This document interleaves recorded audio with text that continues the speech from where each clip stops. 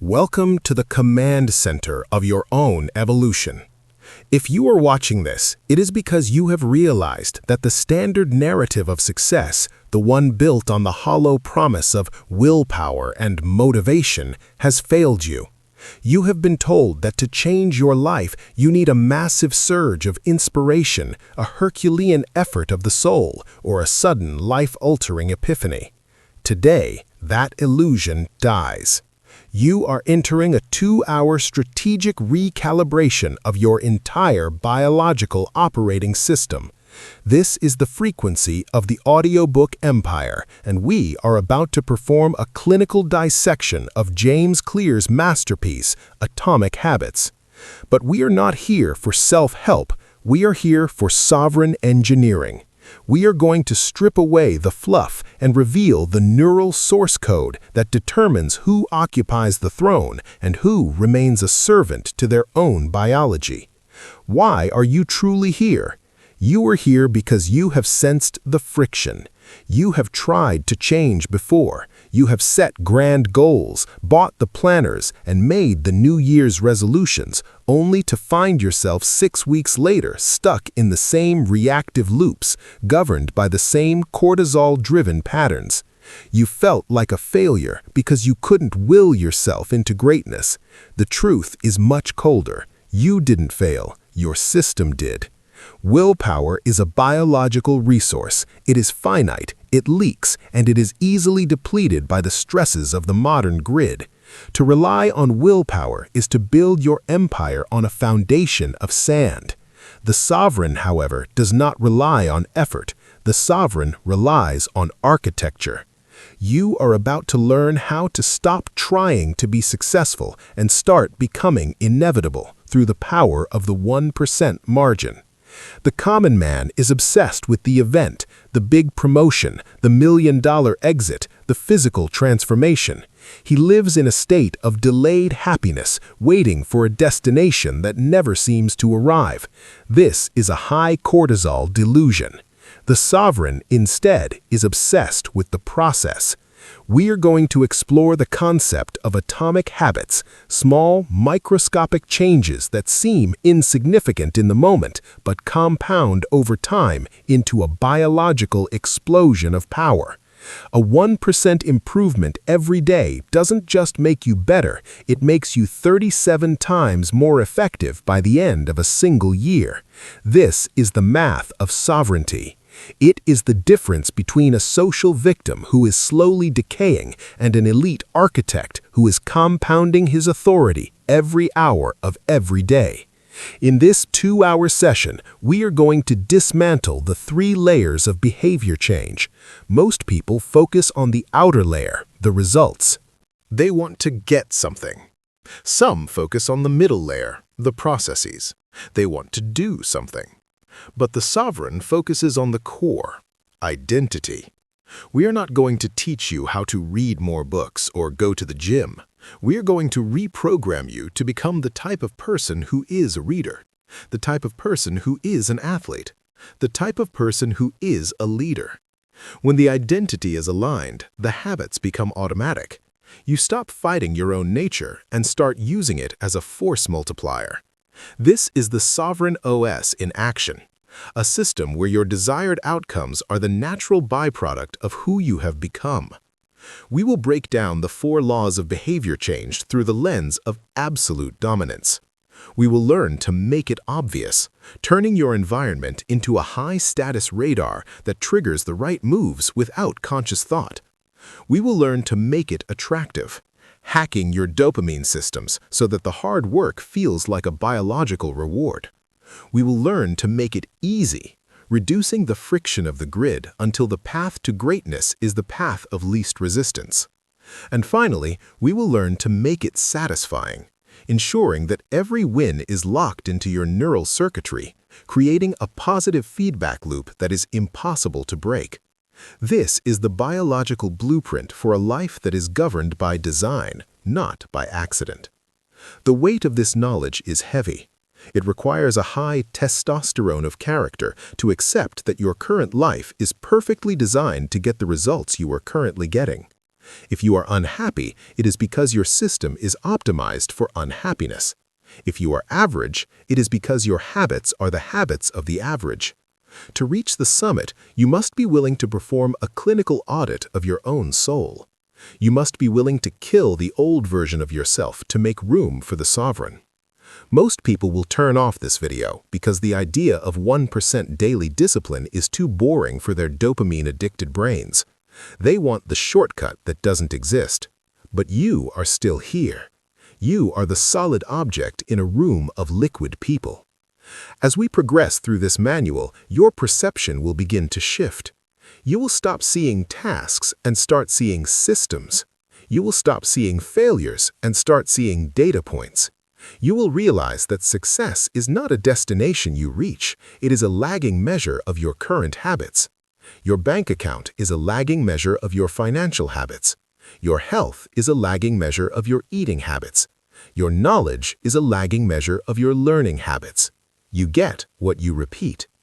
By the end of these 2 hours, you will have the tools to automate your discipline, ensuring that while the rest of the world is struggling to stay motivated, you are moving with the inevitable intent of a machine.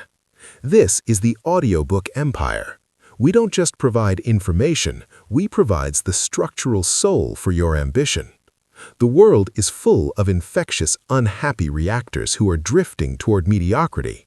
You have chosen a different path. You have chosen to become the architect of the atomic. You have chosen to occupy the throne of your own life through the relentless application of the 1% rule. The architecture of your new sovereignty begins right now. Do not move. Do not look away. The transition from a slave to instinct to a master of system starts with the first law. The common man is blind to the invisible signals that govern his existence. He believes he is the master of his decisions, but in reality, he is merely a biological reactor responding to the cues embedded in his environment. To master the first law of sovereignty, you must make the signals of your desired habits obvious. You must engineer your physical and digital grid so that the right move is impossible to ignore.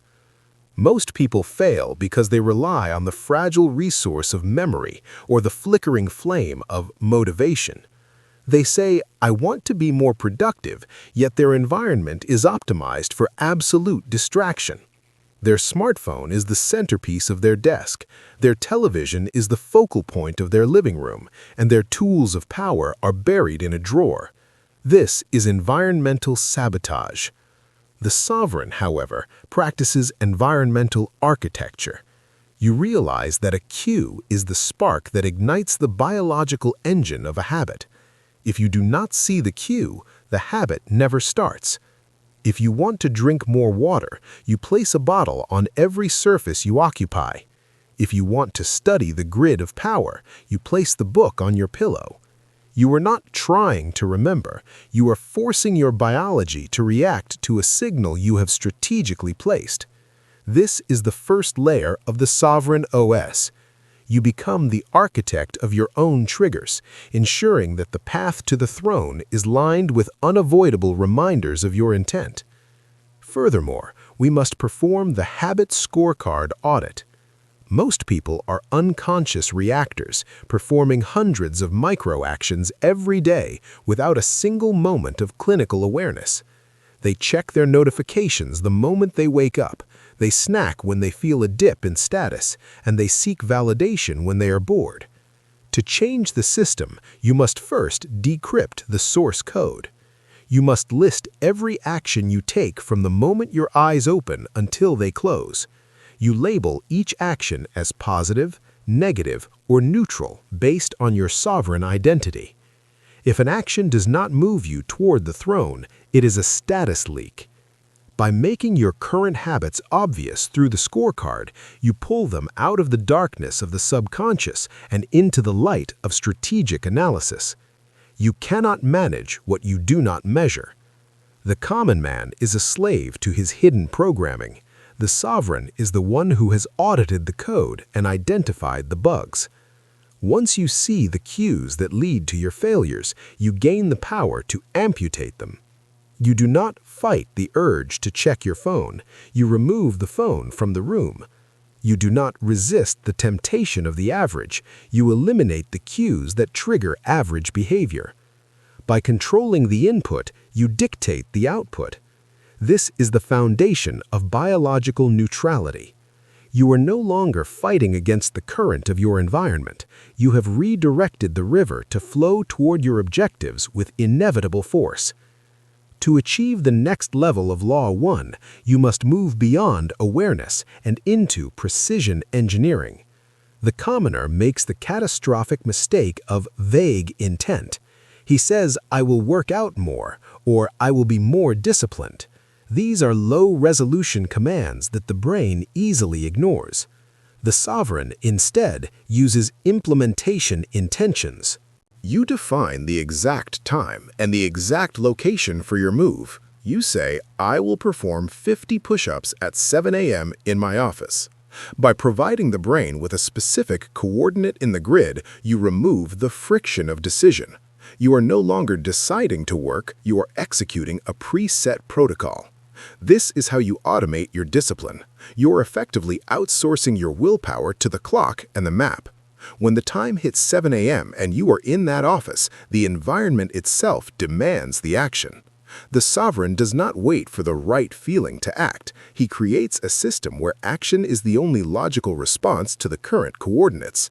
This level of precision creates a neural shortcut, allowing you to preserve your mental energy for high-level strategy while your habits handle the ground war of daily discipline.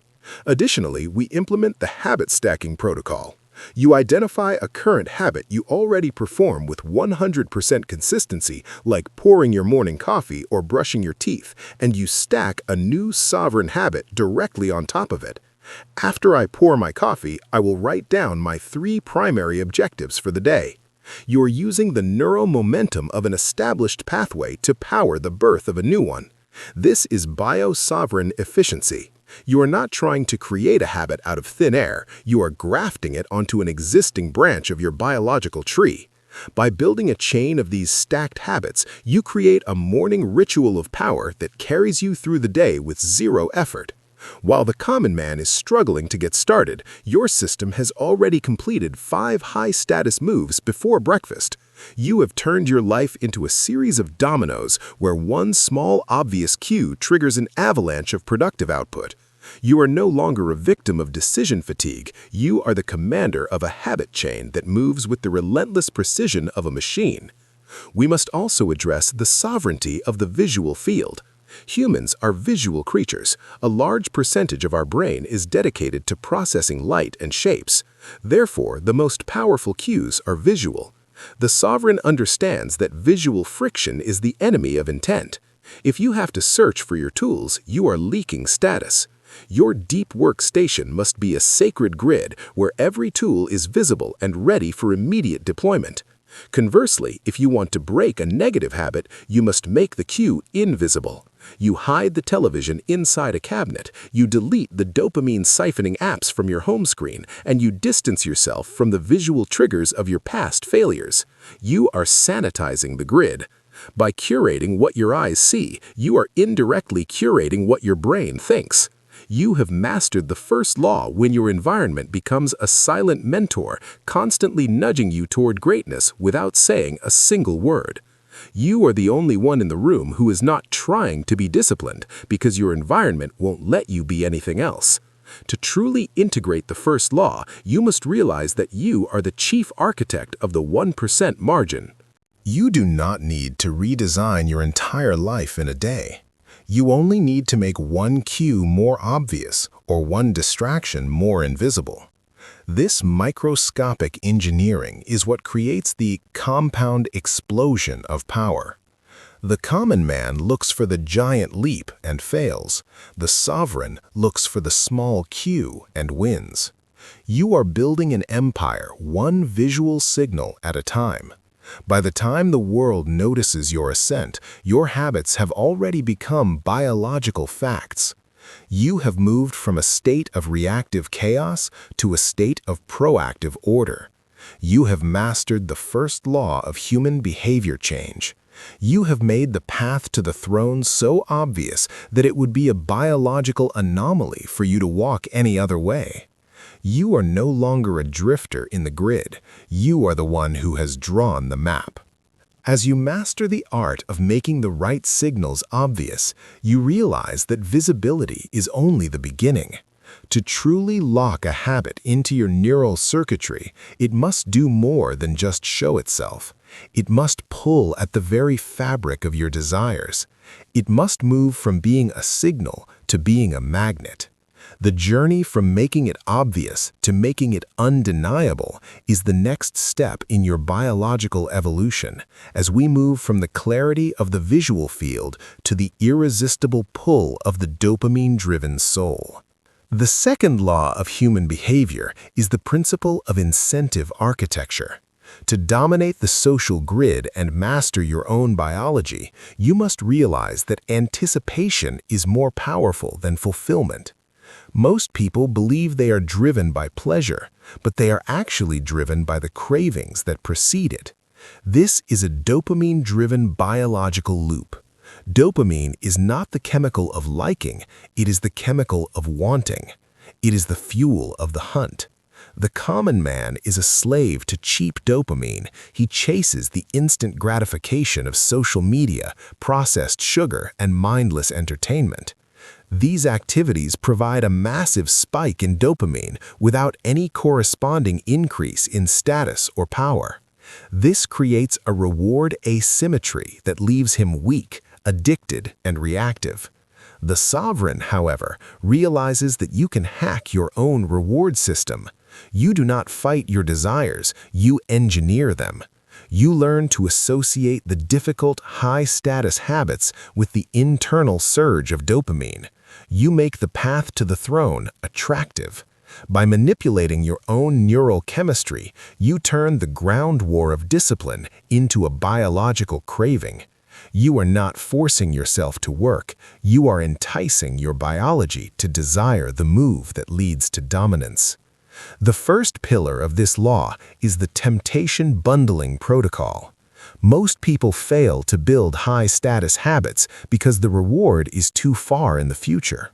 The human brain is a short-horizon machine. It values the now over the next. To solve this, the sovereign creates a dopamine bridge. You pair an action you need to do with an action you want to do. You only allow yourself to consume your favorite media while you are on the treadmill. You only check your high dopamine notifications after you have completed your 3 primary strategic moves for the day. This is bio-sovereign collateral. You are using your base desires to pull your elite objectives across the finish line. By creating this immediate link, you trick your brain into associating the hard work with the biological reward. Over time, the neural pathways for the work itself begin to trigger the dopamine release. You start to crave the deep work because it has become the gateway to your pleasure. You have moved from a state of social victimhood, where you are distracted by pleasure, to a state of incentive mastery, where pleasure serves the objective. Furthermore, we must address the sovereignty of social norms. Human beings are biologically hardwired to imitate the tribe. We are social primates who equate isolation with death and status with survival. Therefore, we naturally adopt the habits of the people around us. The common man is infected by the mediocrity of his social circle. If his friends are lazy, reactive, and short-sighted, he will inevitably become the same. He is a victim of social gravity. The sovereign, instead, practices frequency curating. You realize that the most attractive habits are those that grant you status within your chosen tribe. To master Law 2, you must surround yourself with the elite. You join groups where your desired behavior is the normal behavior. When everyone in your grid is a high performer, being disciplined becomes the path of least resistance to social acceptance. Your narcissistic center, Law 2 of human nature, begins to work for you. You want to be disciplined because you want to be validated by the high-status tribe. You have harnessed the primal need for belonging to power your ascent to the throne. You are no longer trying to fit in.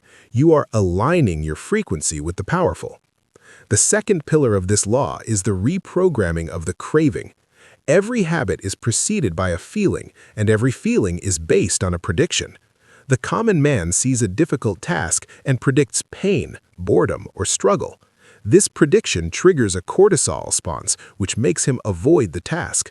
The sovereign, however, practices aesthetic reframing. You do not have to work out. You get to build a body of iron.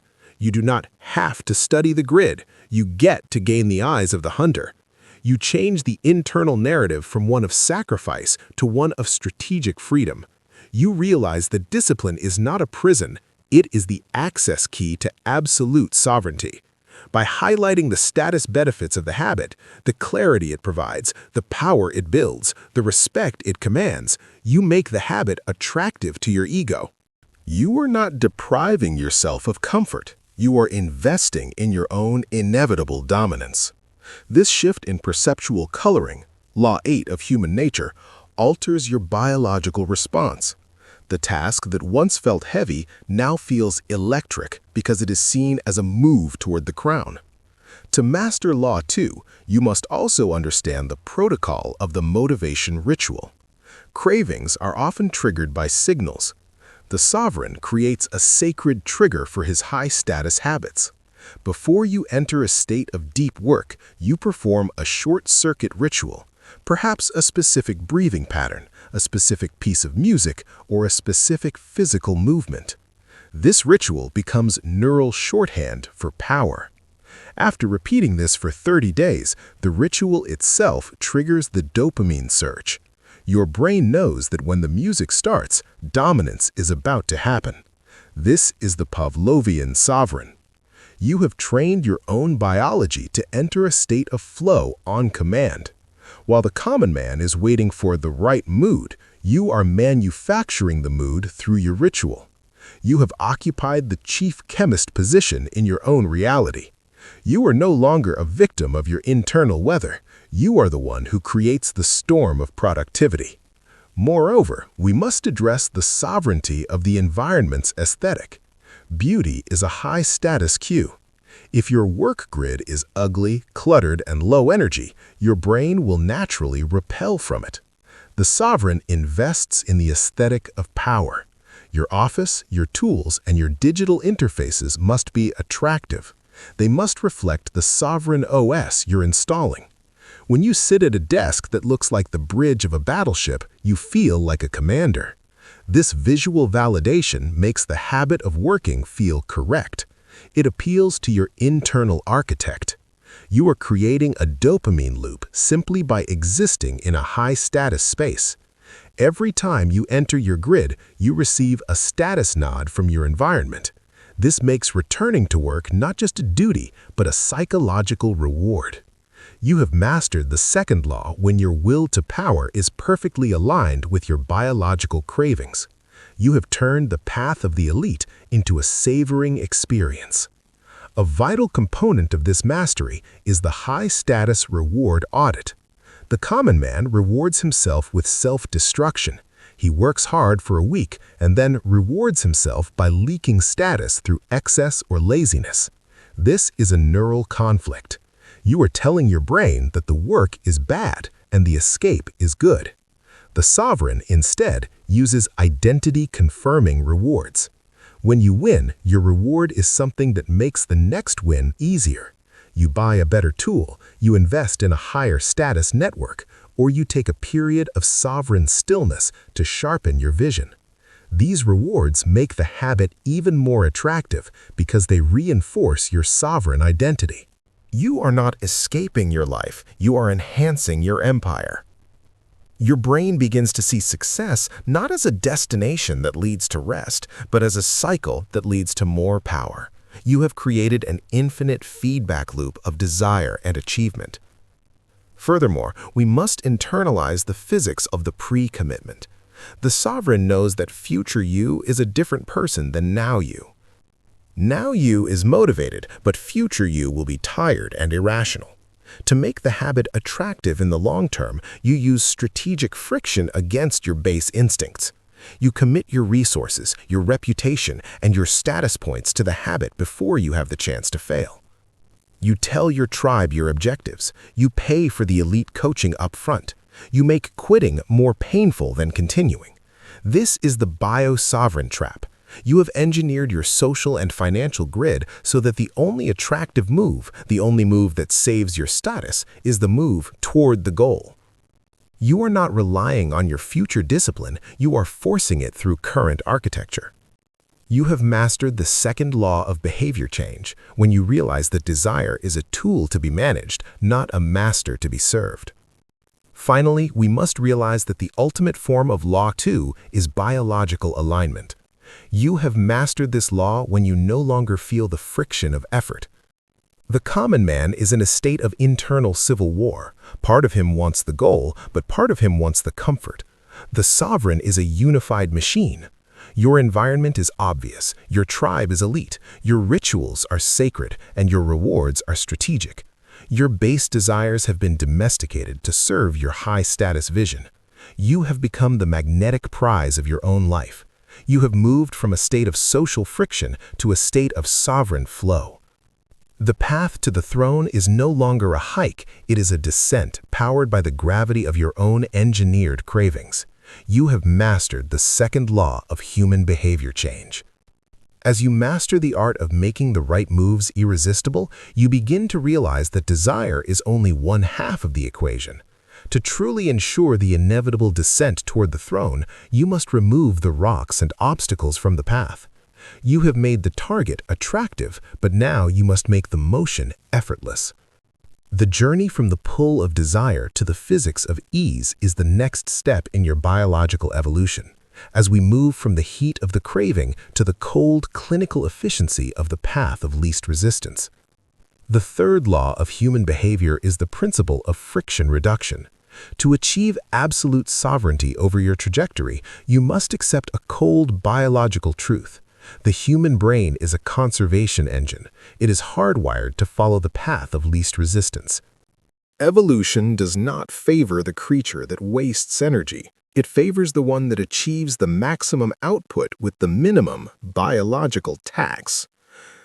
The common man makes the mistake of brute force. He believes that to achieve greatness, he must fight a constant, agonizing war against his own laziness.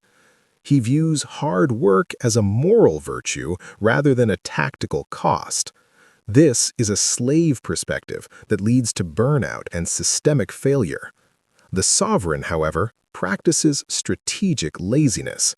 You do not fight the law of least effort, you use it to your advantage. You realize that motion is not the same as action. Most people spend their lives in motion, planning, strategizing, and talking because it feels easy and carries no risk of failure. The sovereign prioritizes action. You engineer your environment to make the right actions so easy that they become inevitable, while making the wrong actions so difficult that your brain naturally repels from them.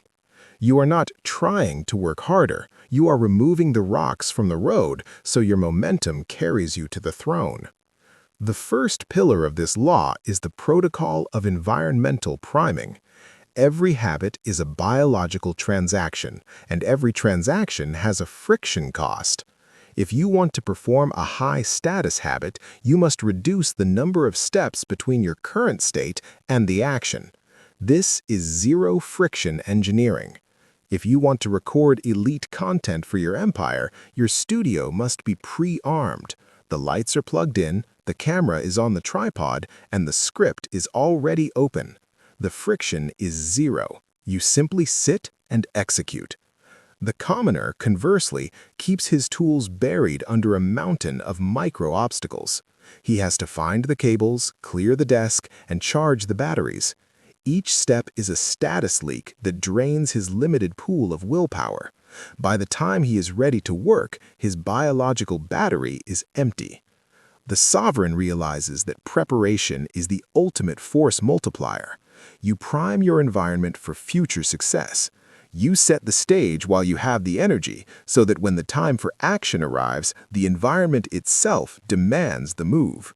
You are no longer deciding to start. You are simply falling into a process that you have already initiated. Furthermore, we must address the sovereignty of the 2-minute rule. Most people fail because they try to start at the summit. They want to write a book, so they try to write for 3 hours on day 1. This triggers a threat response in the brain. The brain sees the magnitude of the task and creates procrastination armor to protect its energy reserves. The sovereign, instead, uses the atomic start. You reduce any high-status habit to its first 2 minutes. You don't run a marathon, you put on your running shoes. You don't write the manifesto, you write 1 sentence. This is not about the output, it is about the ritual of showing up. A habit must be established before it can be improved. By mastering the first 2 minutes, you are securing the beachhead of your neural territory. You are telling your biology that starting is easy. Once the inertia of rest is broken, the inertia of motion takes over. The sovereign understands that the threshold of action is the only real barrier. Once you have crossed that threshold, the rest of the work follows the natural gravity of the system. You have mastered the third law when you can trick your own brain into starting, knowing that the biological momentum will finish the job.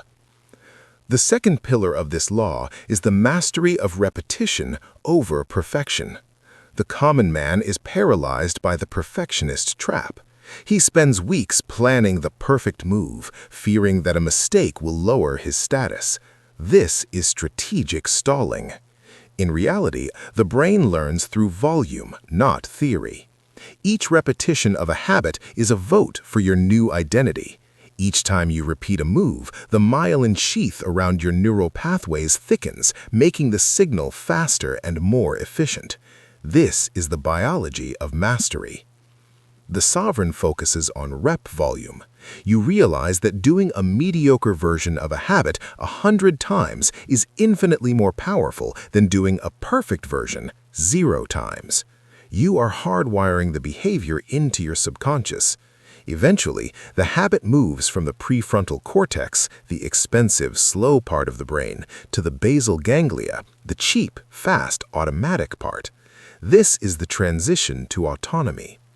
When a habit becomes easy because of repetition, it no longer costs you status or energy to perform. It becomes a free asset in your empire. You are no longer working, you are executing code. To master Law 3, you must also recognize the lethality of one-time actions. The commoner tries to change his life through daily effort, which is a variable resource. The sovereign looks for one-time system upgrades. You make a single decision that automates future behavior for months or years. You set up an automatic investment plan. You delete the dopamine-leaking apps from your phone and change the password to something you don't know. You buy a high-quality mattress to automate better recovery. You hire an assistant to handle the low-status friction of your life. These are sovereign investments. You are using your current capital to buy back your future time and energy. By automating the basics, you free up 100% of your biological processing power for the high-level strategy and deep war of your ascent. You have mastered the third law when your life is a collection of automated wins that requires zero conscious intervention. Moreover, we must master the protocol of habit shaping. You do not try to build the final version of a habit on day 1.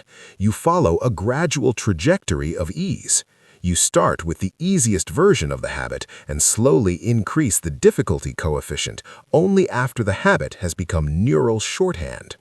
If you want to be a master of the grid, you don't start by studying for 10 hours. You start by sitting at your desk for 30 minutes every day at the same time. Once the habit of sitting is automatic, you add the habit of reading. Once that is automatic, you add the habit of analysis. This is incremental sovereignty. You are expanding your borders slowly and securely, ensuring that you never trigger a biological revolt from your own nervous system. You are the patient architect, building your empire brick by brick, ensuring that each layer is easy enough to support the next. A vital component of this mastery is the friction audit of the rival. You do not only apply Law 3 to yourself, you apply it to the social grid.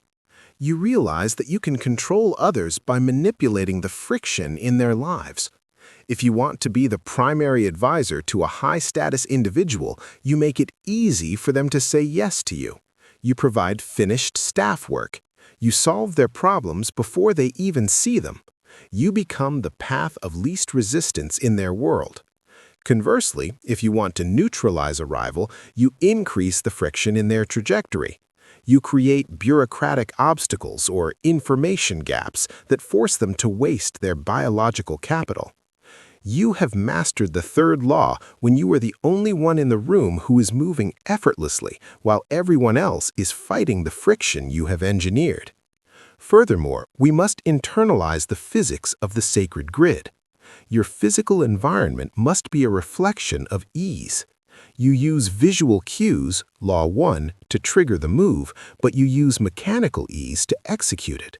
Your tools must be high quality, ergonomic, and friction-free. If your computer is slow, you are leaking status every second you wait for it to load. If your chair is uncomfortable, you are paying a biological tax that drains your focus. The sovereign does not save money on his tools of power, he saves energy. You invest in the hardware of sovereignty to ensure that the software of discipline runs without lag. You are creating a high-frequency environment where the only thing left to do is win. Finally, we must realize that the ultimate form of Law 3 is the automation of the soul. You have mastered this law when your elite identity, the athlete, the leader, the creator, is no longer a goal you are chasing, but a default state you are living. Because you have made the right moves easy and the wrong moves impossible, your life has entered a state of sovereign momentum. You are like a celestial body moving through the vacuum of space. You require no fuel to keep moving because you have eliminated all resistance. You have moved from a state of struggle to a state of inevitable output. The path to the throne is no longer a climb, it is a descent powered by the clinical efficiency of your own engineered environment. You have mastered the third law of human behavior change. As you master the art of making the motion effortless, you reach the final threshold of biological programming.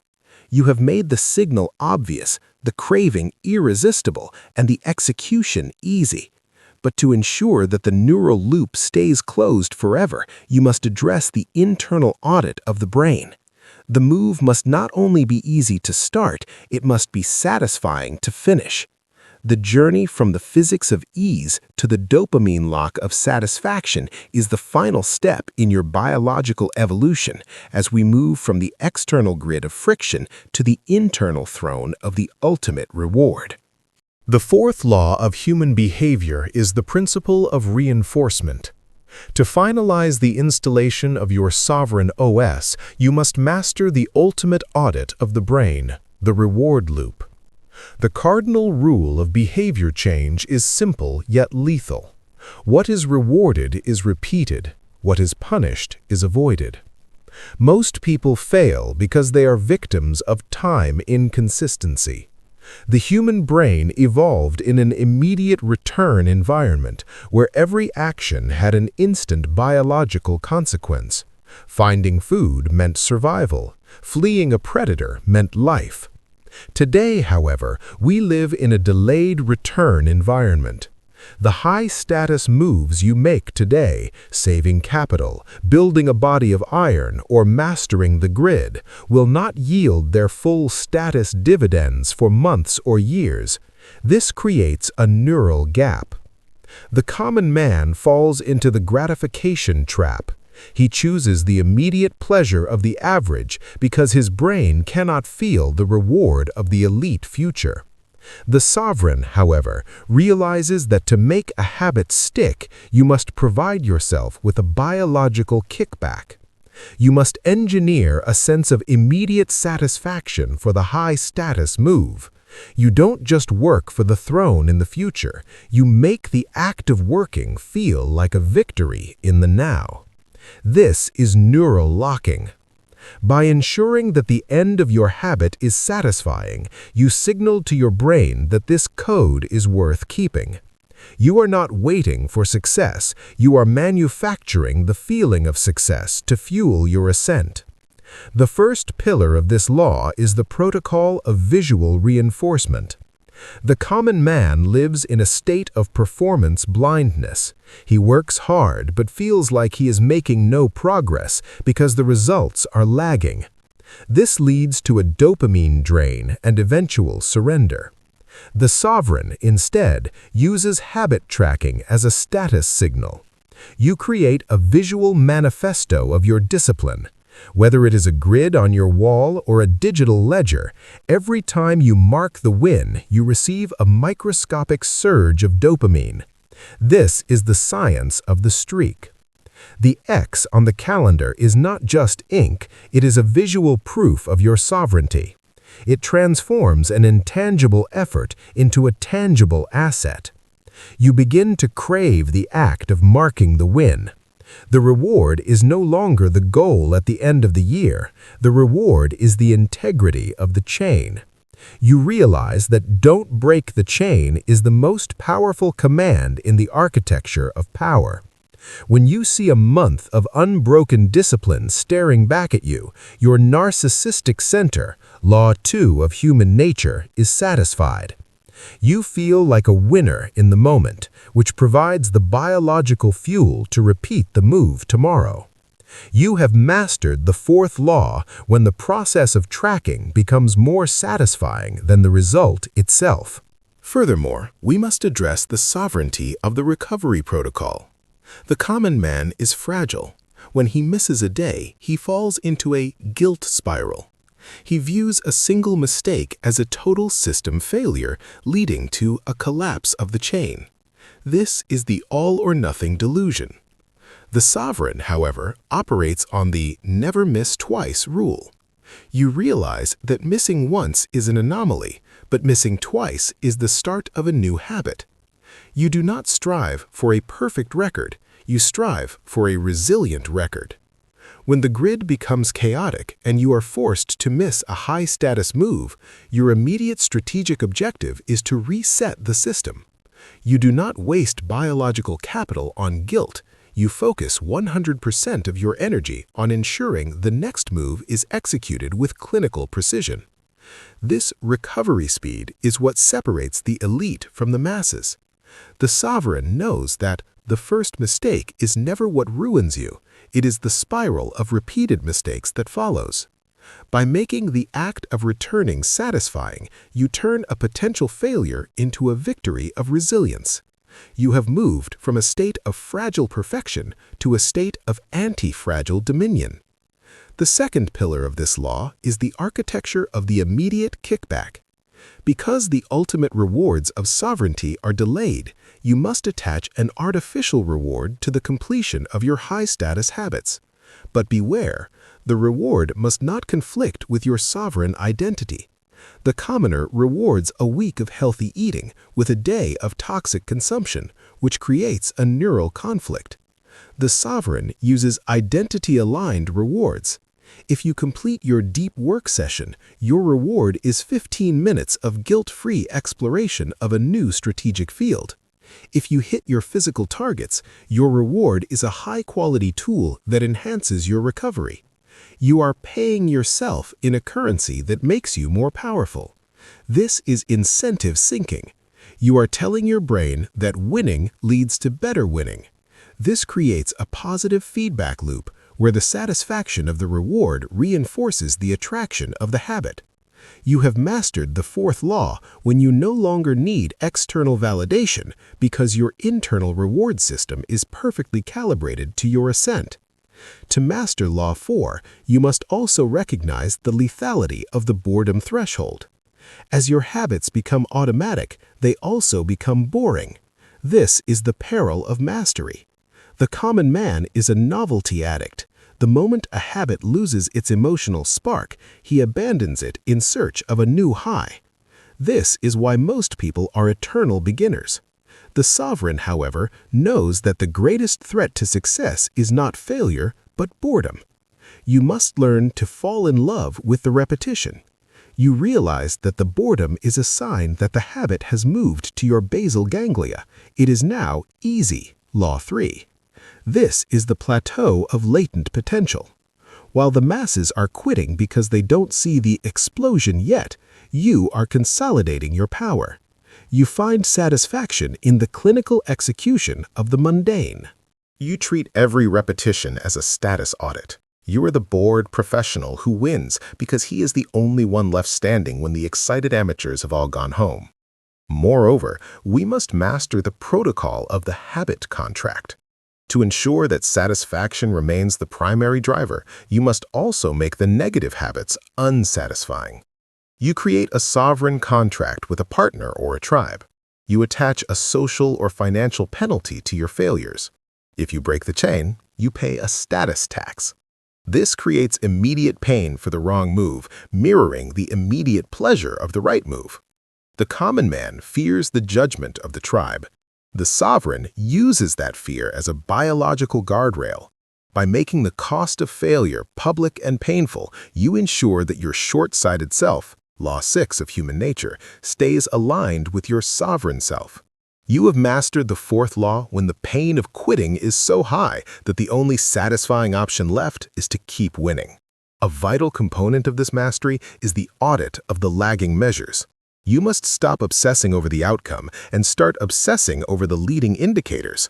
The outcome is a lagging measure of your habits, your bank account, your muscle mass, your reputation.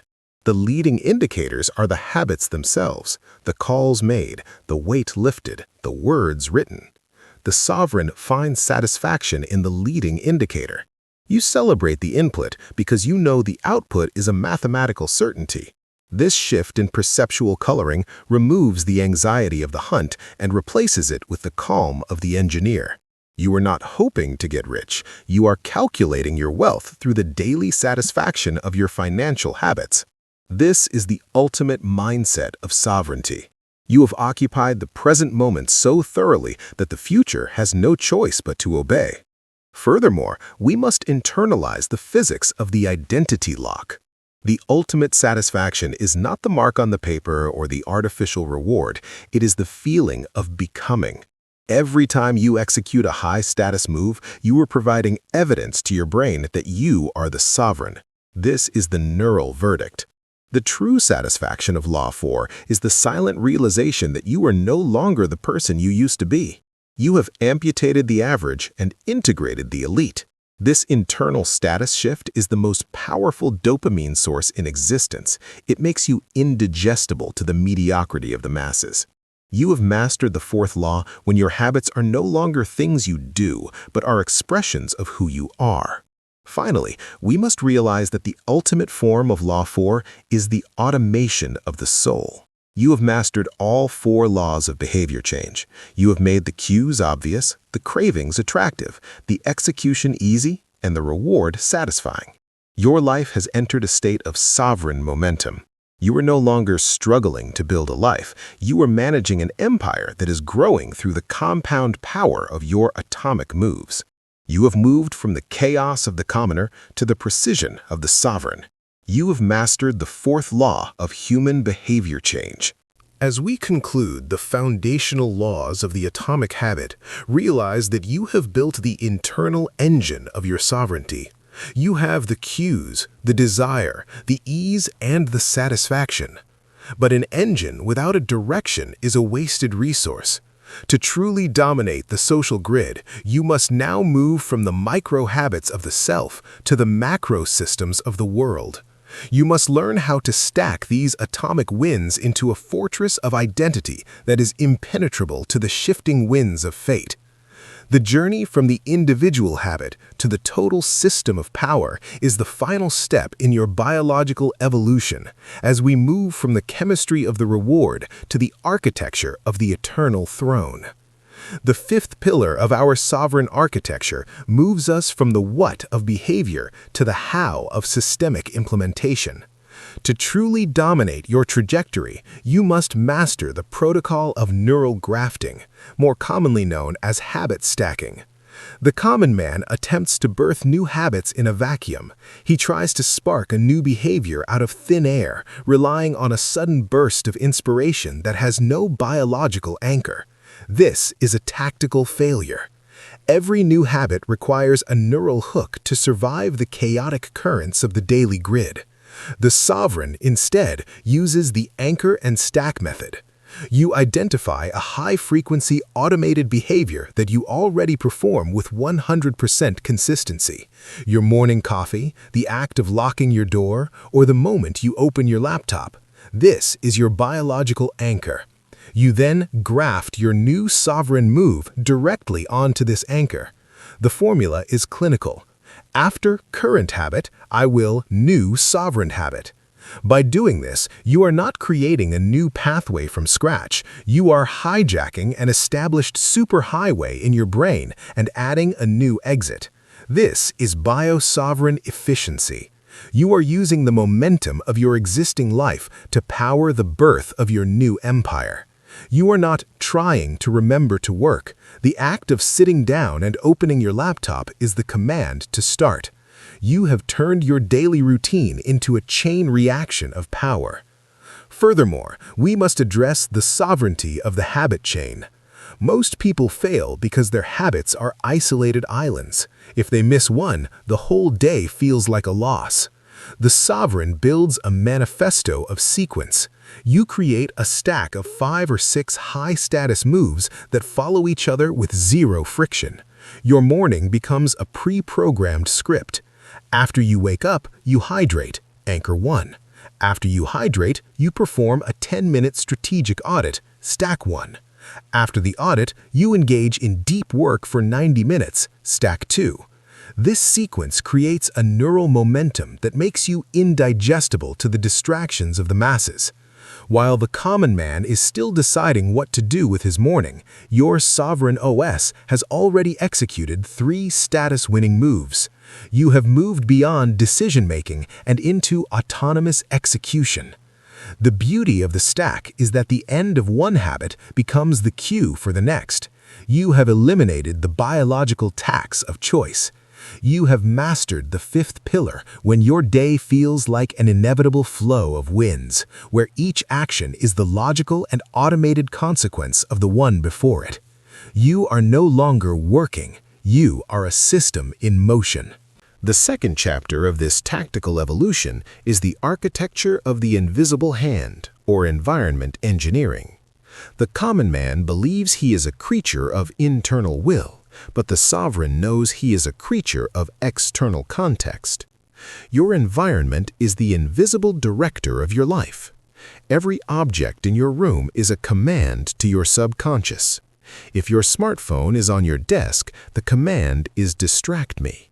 If your bed is in your workspace, the command is rest. This is environmental conflict. To dominate, you must design for context clarity. One space, one use. Your desk is for dominance. Your bed is for recovery. Your kitchen is for fueling. By assigning a single sovereign purpose to each space, you eliminate the neural noise that causes procrastination. When you enter your work grid, your brain receives a 100% clear signal. It is time for deep war. There is no negotiation with the self because there are no conflicting cues. This is the sanctity of the grid. The sovereign does not allow his environment to happen to him. He engineers the scenery to force the performance he desires. You have mastered Law 1 and Law 3 when your environment becomes a forced multiplier of your intent. We must also recognize the lethality of the Diderot effect. This is a biological trap where obtaining a new possession creates a spiral of consumption that leads you away from your objectives. The commoner buys a new gadget and suddenly feels his old desk, his old chair, and his old habits are inadequate, leading to a waste of biological and financial capital. The sovereign, instead, practices inverse Diderot engineering. You use the spiral to your advantage. When you adopt an elite identity, the architect, you surround yourself with the aesthetic of that identity. You buy the high-quality tool that demands a high-quality habit. You curate your environment to reflect the person you are becoming, not the person you were. This visual feedback loop reinforces your sovereign OS. Every time you look around your space, you see evidence of your status. This isn't about luxury, it is about environmental congruence. If your environment says you are a king, your habits will eventually match the scenery. You are bribing your own subconscious to stay aligned with the throne. To master this tactical layer, you must perform a friction audit of the grid. You look at your physical and digital world and ask, where is the leak?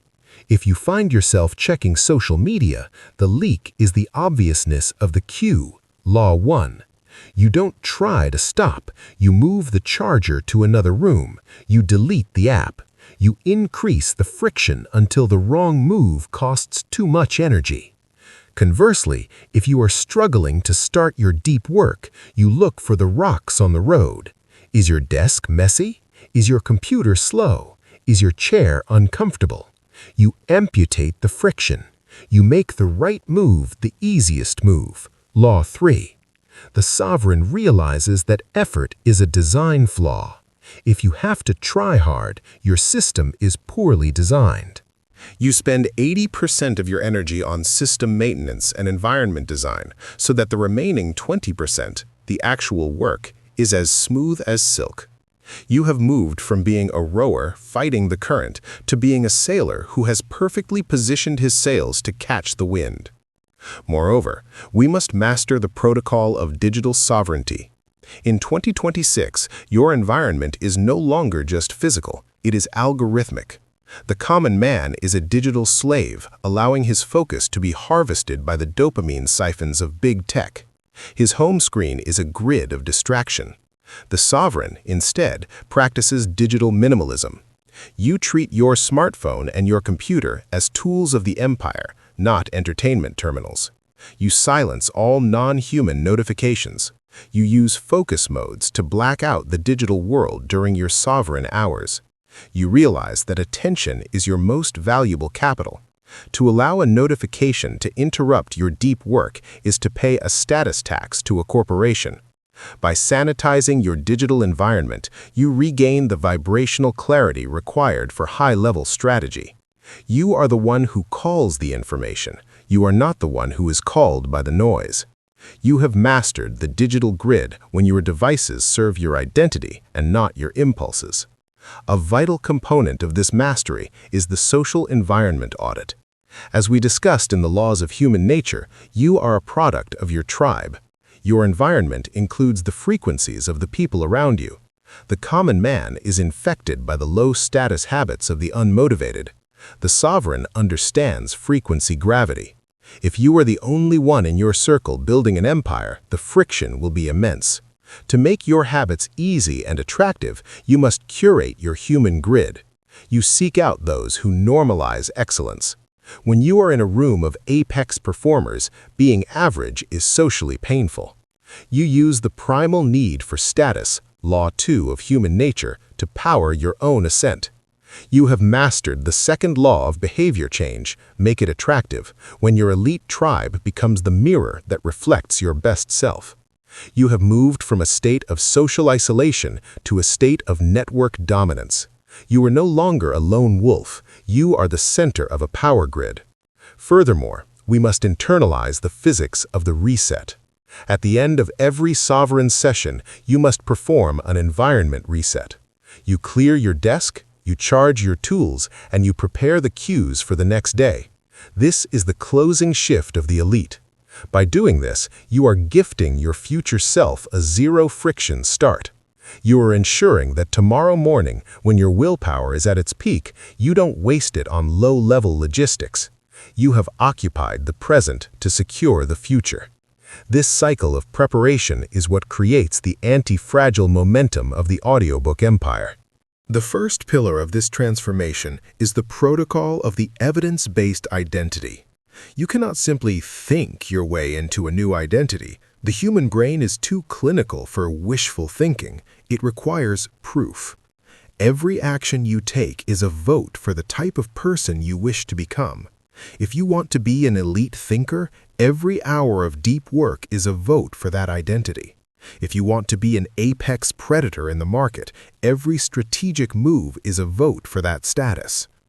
The commoner waits for the outcome to change his identity. He waits until he has the money to call himself rich. The sovereign understands that identity precedes reality. You start by casting small atomic votes for your new identity every single day. You don't need a landslide victory to win an election, you only need a majority.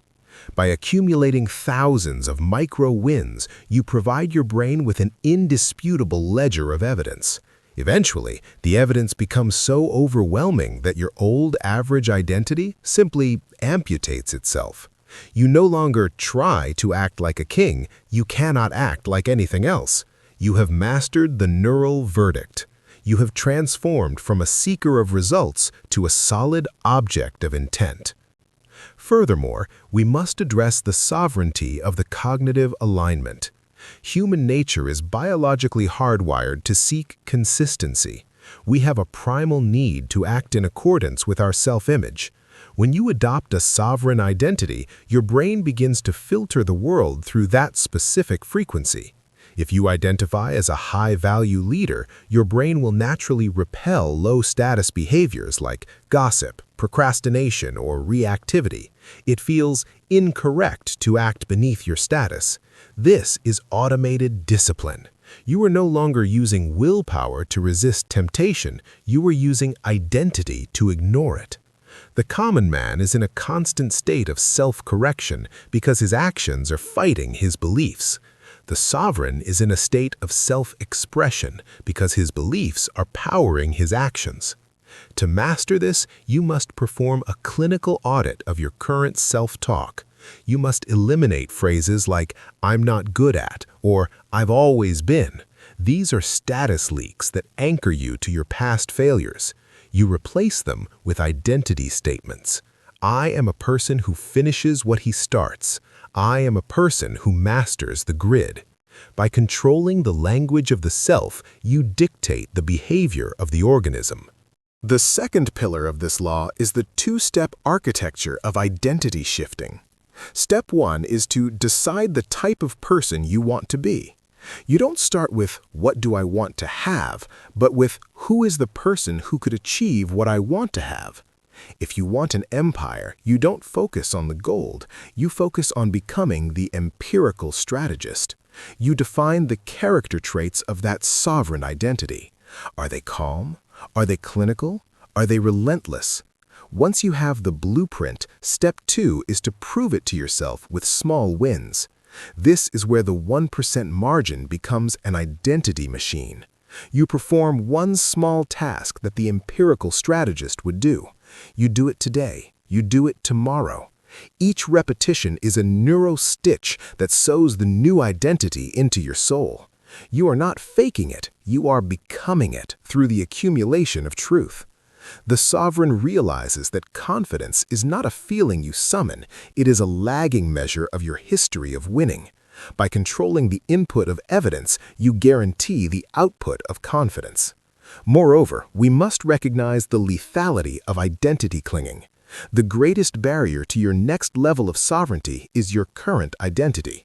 Most people are too proud of their old version. They cling to their past successes or their past suffering, making it their entire personality. This is a psychological anchor that prevents them from navigating the grid toward higher status. The sovereign practices ego fluidity. You realize that your identity is a tool, not a sacred object. You are willing to kill the darling of your current self to make room for the apex version. You do not say, "This is just who I am." You say, "This is who I am becoming." This future orientation allows you to adapt to the changing cycles of power. You are not a fixed asset, you are a compounding force. By remaining liquid in your self-image, you become indigestible to the limitations of the masses. You have mastered the art of self-amputation, removing the parts of your identity that no longer serve the throne.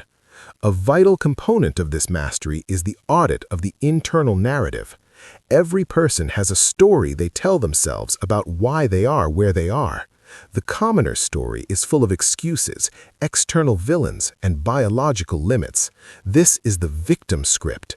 The sovereign, instead, writes a manifesto of agency. You reframe your past not as a burden, but as a stress test that prepared you for dominance.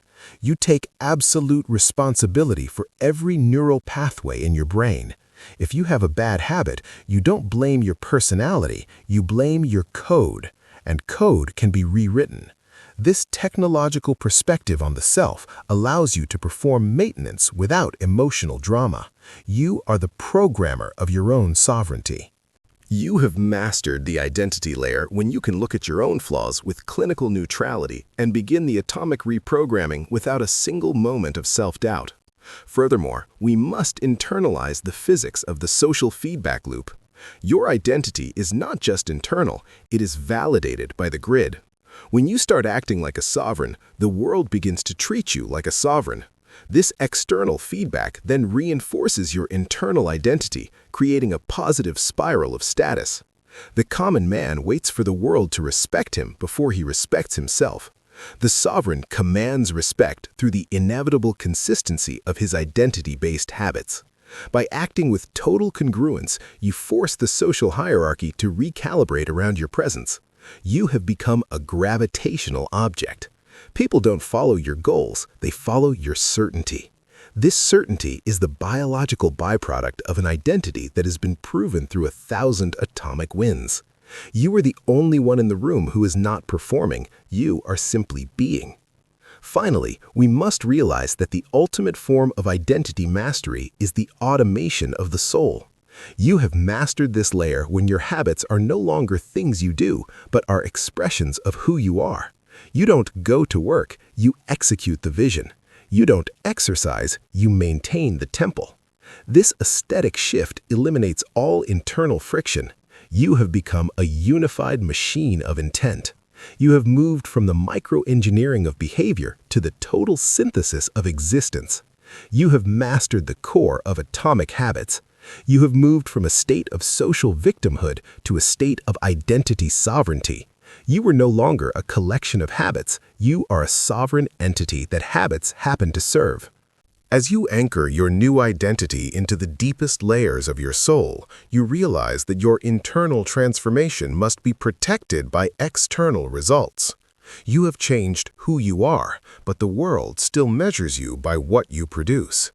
To ensure that your new identity is not just a mental illusion, but a concrete empire, you must now master the science of the explosion.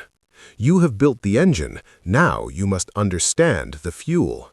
The journey from internal being to external dominance is the next step in your biological evolution as we move from the fortress of the identity to the clinical management of the plateau of latent potential and the inevitable breakthrough to the summit.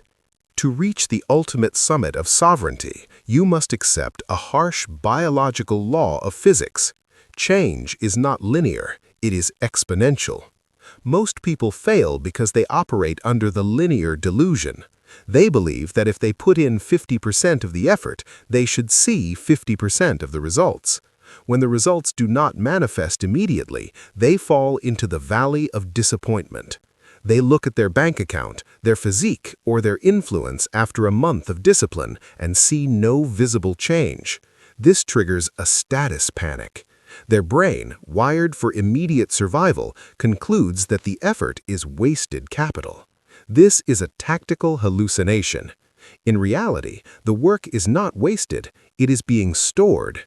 You are building a neural reservoir of potential energy. The sovereign understands the concept of the phase transition. Just as ice does not melt at 29, 30, or 31 degrees, despite the added heat, it suddenly transforms at 32 degrees. The previous heat was not useless, it was a structural necessity for the breakthrough. You are currently heating the ice of your own destiny. The common man quits at 31 degrees, unaware that he was one microscopic atomic move away from a total transformation of his reality. The sovereign, instead, practices strategic stillness. You realize that your current habits are lagging measures of your future status. You do not chase the explosion, you master the heat. You have moved from a state of reactive impatience to a state of inevitable potential. You are not waiting for success, you are accumulating it. The first pillar of this law is the audit of the biological lag. Everything in the physical world has a response time. If you plant a seed, you do not dig it up every hour to see if it is growing. You trust the system of nature. The human social grid is no different. Your reputation is a lagging measure of your integrity. Your wealth is a lagging measure of your value creation. Your focus is a lagging measure of your digital hygiene. The commoner is a slave to the instant feedback loop of the modern world. He needs the like, the view, or the paycheck to feel validated. This makes him fragile. The sovereign, however, operates on a macro frequency. You realize that the valley of disappointment is actually a screening mechanism. It is the filter that removes the average and the uncommitted from the game of power. By remaining consistent when there is no visible reward, you are paying the entry fee to the elite. By remaining consistent when there is no visible reward, you are paying the entry fee to the elite. You are building a status buffer. When the breakthrough finally happens, the world will call it luck or overnight success. You will know it was the result of latent compounding. You have mastered the physics of the hidden. You have occupied the quiet hours where no one is watching, knowing that the stage is being built in the shadows. Furthermore, we must address the sovereignty of the process focus. Because the results are lagging, you cannot use them as your primary dopamine siphon. If you do, you will starve in the valley. The sovereign shifts his entire reward system to the atomic execution. You find satisfaction in the integrity of the move. You celebrate the fact that you completed your deep work session, regardless of the outcome. You celebrate the fact that you maintained your social silence, Law 4 of power, regardless of the immediate reaction. This is internalized status. You are no longer seeking power from the world, you are generating power from your own consistency. This shift in perceptual coloring, Law 8 of human nature, makes you indigestible to disappointment. You cannot be discouraged because your goal is not the melting of the ice, but the application of the heat.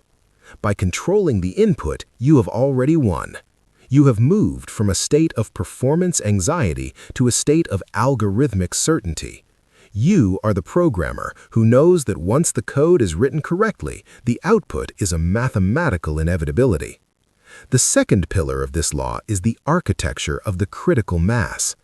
Every high-status achievement requires a specific volume of repetition to break through the resistance of the grid. The common man stops at 80% of the critical mass, leaving his potential energy to evaporate into the void. The sovereign, instead, practices overlearning.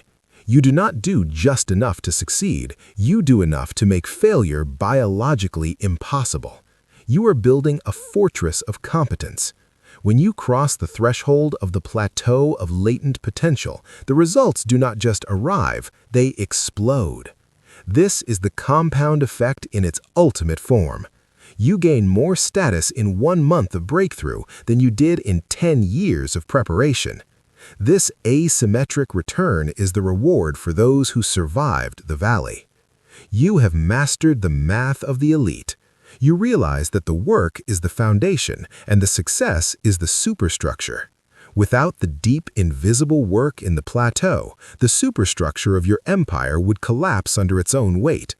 You are the patient mason building the basement of power while the world laughs at your lack of results. To master Law 7, you must also recognize the lethality of the comparison trap. While you are in the valley of disappointment, you will see others who appear to be winning with less effort. You will see liquid success, People who gain status through shortcuts, trends, or deception.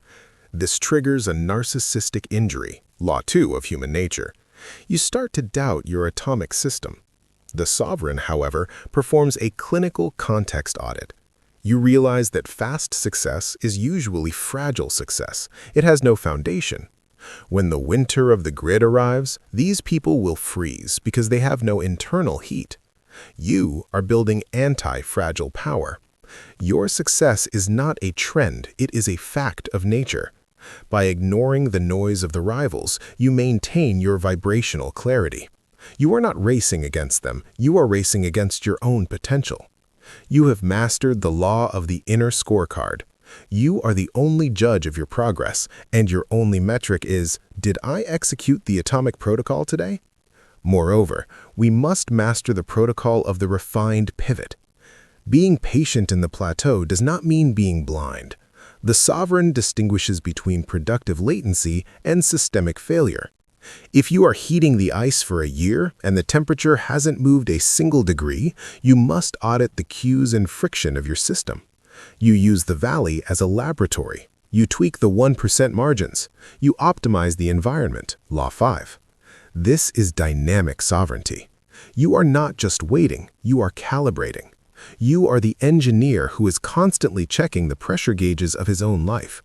You have mastered the fourth law of behavior change, make it satisfying, when the act of calibration becomes your primary source of dopamine. You are no longer struggling, you are optimizing. A vital component of this mastery is the sovereignty of the long-term identity. As we discussed in Part 6, your identity is the anchor. In the valley of disappointment, your identity is what prevents you from sinking. The commoner thinks, I am a failure because I don't have results. The sovereign thinks, I am a sovereign, and the results are currently being processed by reality. This ontological certainty creates an aura of inevitable authority. People sense that you are not desperate for the win. This lack of desperation is a high-status signal. It makes you more attractive to the grid, law 5 of human nature. By occupying your identity before the results arrive, you have already won the psychological war. You are the ghost king who already owns the territory, even if the census hasn't been taken yet. Furthermore, we must internalize the physics of the breakthrough panic. When you finally cross the threshold and the ice melts, the sudden influx of status and resources can be destabilizing. The common man, unprepared for the explosion, suffers from success vertigo and reverts to his old low-status habits to find comfort. This is self-sabotage, law 8 of human nature. The sovereign, instead, has spent the valley preparing for the summit. You have built the internal infrastructure to handle the power. You have pre-programmed your reactions to the win. You are not surprised by your success. You are vindicated. You remain still in the center of the storm of your own greatness. You have mastered the plateau when you realize that the work you did in the darkness was actually the training required to live in the light. Finally, we must realize that the ultimate form of Law 7 is the transmutation of time. You have mastered the plateau when you no longer see time as an enemy that is running out, but as a force multiplier that is working for you. Because your habits are atomic and your system is sovereign, every second that passes is another vote for your empire. You are compounding while the world is decaying. You have moved from a state of tension to a state of absolute confidence. The path to the throne is no longer a climb through a valley of shadows. It is a calculated journey through the fertile soil of your own potential. You have mastered the 7th layer of the atomic habit. As you master the art of crossing the valley and surviving the plateau, you reach the final strategic frontier. You have the identity, the system, and the patience. But to ensure that your empire does not just reach the summit, but owns the mountain forever, you must understand the lethality of the peak. You must learn how to navigate the entropy of success and the friction of mastery. The journey from the breakthrough to the eternal dominion is the final step in your biological evolution as we move from the heat of the plateau to the clinical management of the sovereign ceiling and the mastery of the 1% margin at the highest levels of the game. The 8th pillar of our sovereign architecture addresses the most dangerous phase of the journey, the peak of comfort. To maintain absolute dominance over your trajectory, you must realize that success is not a static achievement. It is a dynamic maintenance of the 1% margin. Most people fail after their first major breakthrough because they fall into the trap of good enough. Once they achieve a certain level of status, income, or health, their biological drive for survival is satisfied. Their brain, seeking to conserve energy, stops the process of aggressive optimization and enters a state of automatic decay. This is success entropy. The habits that got you to the summit are not always the same habits that will keep you there. The sovereign, however, practices clinical dissatisfaction. You realize that the moment you stop improving, you have already begun to decline. You do not compare yourself to the masses you have left behind.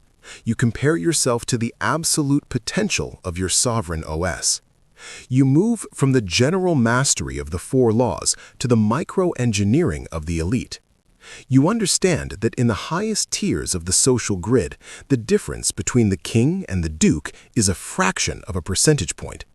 To break the performance ceiling, you must perform a biological audit of your own mastery, identifying the areas where automaticity has become stagnation. You have moved from learning the game to defining the physics of the game. The first pillar of this advanced stage is the protocol of deliberate practice. The common man believes that repeating a habit is the same as improving. He drives his car every day for 20 years, but never becomes a Formula One driver. This is because he has reached a level of acceptable competence and his brain has moved the behavior to the basal ganglia, the automatic center, where it no longer requires conscious thought or refinement. This is the mastery plateau. To break this, the sovereign introduces strategic friction. You deliberately pull the habit back into the prefrontal cortex. You break the movement into its atomic components and find the 1% that can be optimized. This is biological deconstruction. If you are a master of the grid, you don't just work, you audit the specific frequency of your communication, the timing of your strategic moves, and the efficiency of your energy recovery. You are looking for the leaking status in your own excellence. By focusing on the error margin, you ensure that your habits remain sharp blades rather than dull shields. You have mastered the 8th pillar when you can find waste in a system that the world considers perfect. You are the clinical auditor of your own soul, ensuring that every neural pathway is optimized for the highest possible status return. Furthermore, we must address the sovereignty of the Goldilocks rule. Human nature is biologically designed to seek the sweet spot of challenge. If a task is too easy, we fall into boredom, Law 4, and our focus leaks. If a task is too difficult, we fall into anxiety, and our system triggers a threat response, Law 8 of human nature. The sovereign operates at the edge of chaos, the point where the challenge is exactly 4% beyond your current ability. This is the flow state coordinate. By engineering your habits to remain in this 4% zone, you ensure that your brain remains high frequency and highly plastic. You are forcing the evolution of your own nervous system. You don't just maintain your empire, you stress test it daily. This controlled volatility makes you anti-fragile. While the common man is seeking comfort, you are seeking the productive strain that leads to a higher state of being. You have mastered Law 3, make it easy, when you realize that easy is for the beginning, but optimal challenge is for the elite. You have become a growth machine, constantly recalibrating the grid to match your expanding capacity. The second pillar of this law is the architecture of cognitive redundancy. In the highest levels of the game, reliability is more important than intensity. The commoner has a fragile system. If he gets sick, if the market crashes, or if he faces a status attack, his habits collapse. The sovereign, instead, builds systems of redundancy. You have a plan B for your atomic habits. If you cannot access your sacred grid, your office, you have a mobile protocol that allows you to maintain your 1% margin anywhere. This is strategic resilience. You are not relying on optimal conditions to win. You are engineered to win in suboptimal conditions. This redundancy lowers your systemic anxiety and projects an aura of unshakable sovereignty. People see that no matter what the grid throws at you, your output remains consistent. You have moved from a state of variable performance to a state of inevitable output. You are the solid object that the storm cannot move. You have mastered the 8th pillar when your habits are so deeply integrated that they are indestructible by external circumstances. To master Law 8, you must also recognize the lethality of the success delusion. As we discussed in the laws of human nature, success can lead to short-sightedness. You start to believe that your intuition is better than your systems. You stop performing the habit scorecard audit, Law 1. This is the hubris leak. The sovereign, instead, practices radical self-reflection. You treat every win with the same clinical neutrality as a loss. You ask, did I win because of my system or despite it? By amputating the ego from the results, you maintain your vibrational clarity. You realize that mastery is not a destination, but a process of refinement. You are the eternal student of the 1%. By remaining small in your own eyes, you remain great in the eyes of the grid. You have mastered the art of inverse narcissism, using your pride to drive your discipline, but never allowing it to cloud your audit of reality. You are the humble king whose power is hidden behind a wall of systems. Moreover, we must master the protocol of the sovereign pivot. At the peak, you will encounter the law of diminishing returns. Eventually, the 1% improvement in your current field will require 100% of your energy. The sovereign understands opportunity cost. You know when to automate a mastered field and pivot your attention to a new, higher status grid. This is portfolio sovereignty. You don't just have habits, you have a collection of systems that govern different areas of your life. You move your focus capital to where it can achieve the highest compound growth. This strategic mobility makes you untouchable.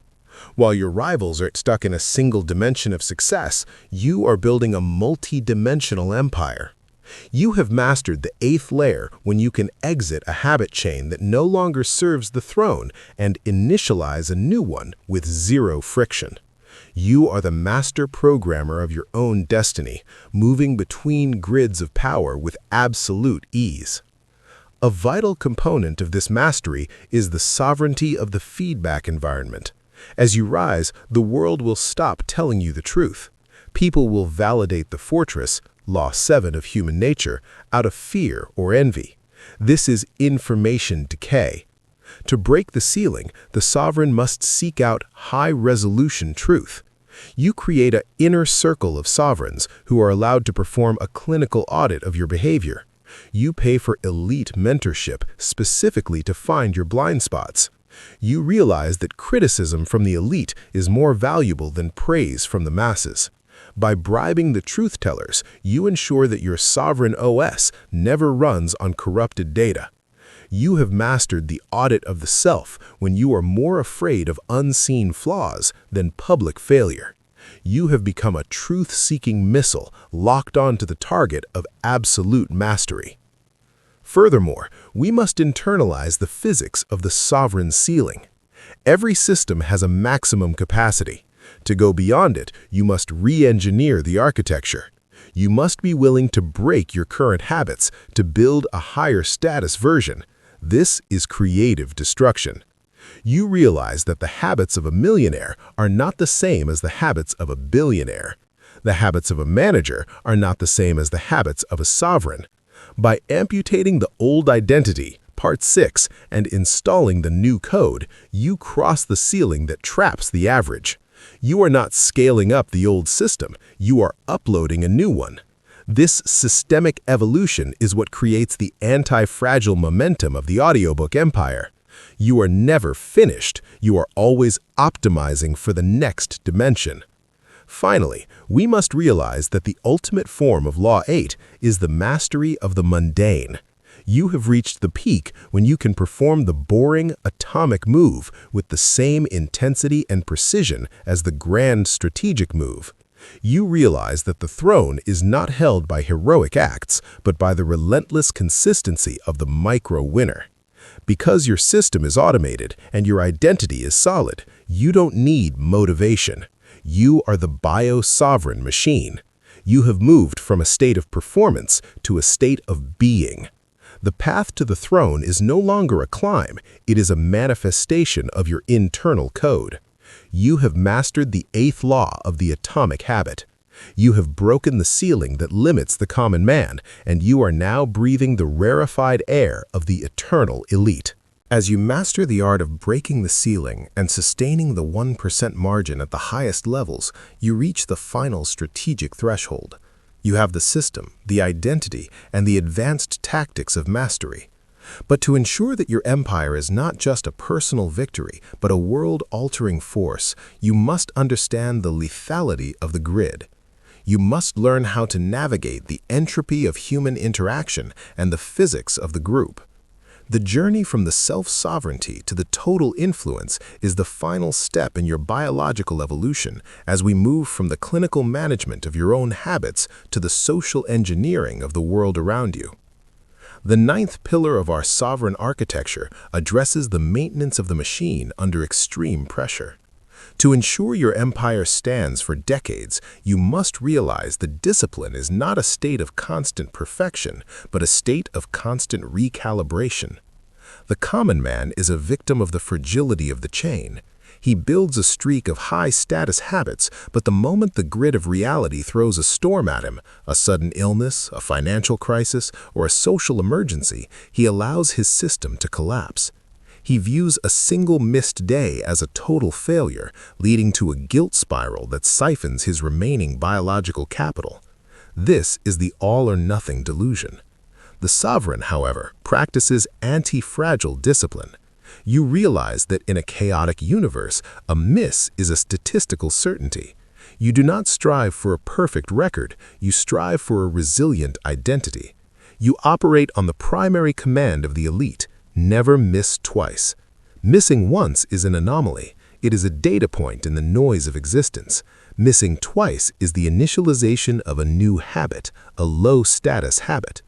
Your entire sovereign OS is designed to prevent that second miss with the same intensity that a nation defends its borders. You have moved from fighting for perfection to engineering for recovery. You understand that the speed of the reset is the ultimate measure of your status. The first pillar of this law is the protocol of the sovereign reset. Most people fail because they believe they have to start over after a mistake. They wait for next Monday or the first of the month to reinitialize their system. This is chronological procrastination. The sovereign, instead, realizes that the time grid is arbitrary. Your new year starts the moment you decide to reset. When you miss a high-status move, you do not wait, you perform a clinical audit. You ask, what was the friction, Law 3, that caused the leak? Was the cue, Law 1, invisible? Was the craving, Law 2, weak? You treat your failure as a bug in the code, not a flaw in the soul. Once the bug is identified, you apply the patch and resume the habit immediately. This zero-lag recovery prevents the entropy of the average from taking root in your neural circuitry. You are not recovering your old life, you are maintaining your momentum in a different gear. You have mastered the 9th pillar when you realize that resilience is the highest form of consistency. You are the unbreakable machine that may pause but never stops. Furthermore, we must address the sovereignty of the small win philosophy. On days when the environment is hostile and you cannot perform your full status protocol, the common man quits. If you cannot go to the gym for 2 hours, he doesn't go at all. The sovereign, instead, performs the atomic minimum. You do a 10-minute micro version of the habit. You do 1 push-up. You write 1 sentence. You read 1 page. This is neural maintenance. The goal is not the volume of the output, but the preservation of the identity.